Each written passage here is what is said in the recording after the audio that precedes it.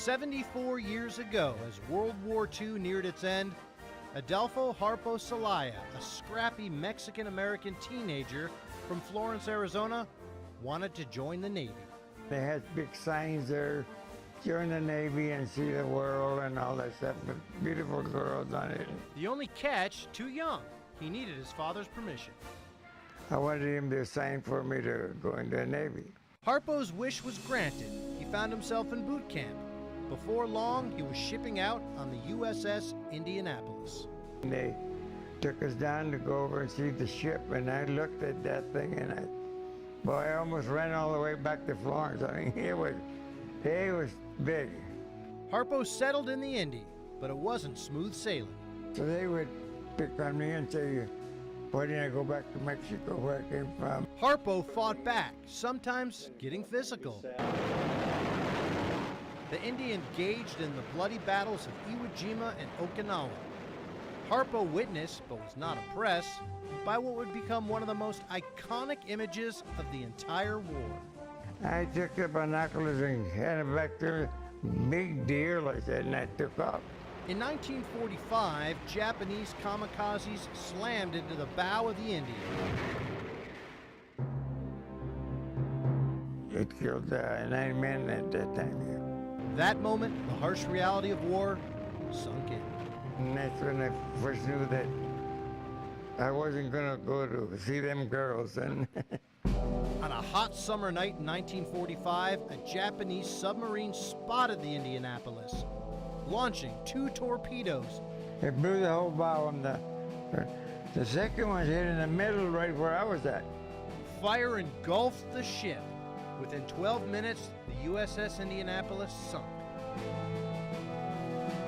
I could hear him hollering, I'm on fire, stuff like that. Hardly able to see while escaping, fate took over. He ran into his friend Santos Peña. The two jumped ship. Where did you guys jump off? Right here. He says he landed hard in the water, injuring his knees, thinking he might have killed his friend Santos. Harpo joined hundreds of fellow sailors, floating like buoys in the sea for days.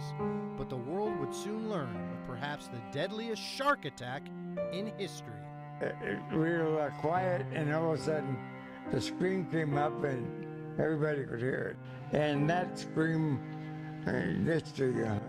Through it all, Harpo never lost a sense of humor, joking he was spared because sharks didn't like, quote, dark meat. But after several days floating at sea, he says, men became delirious. They were drinking salt water and all that. They would attack you. They would pick fights with you. While caring for his ailing chief, Harpo heard men speaking Spanish. I thought I was going crazy. Harpo swam to the sound and found Santos alive. But when he returned to his chief, he was too late. He was floating away too weak to survive.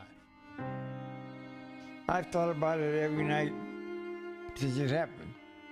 It never has gotten away from me. And I wish I could get it away from me sometime.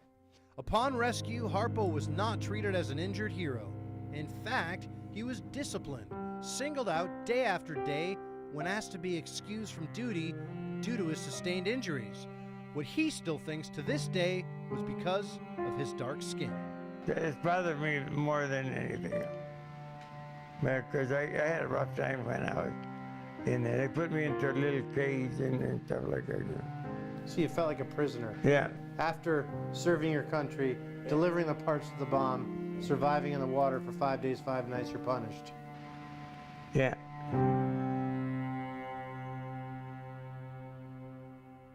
Remarkable story.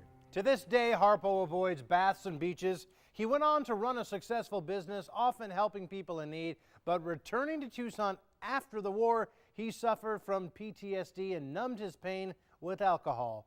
Then, a visit from his high school basketball coach would set Harpo on an unusual and improbable athletic course, one which may have saved his life. Paul Cicala continues his story in A Man of Courage, Part 2, Monday night at 6.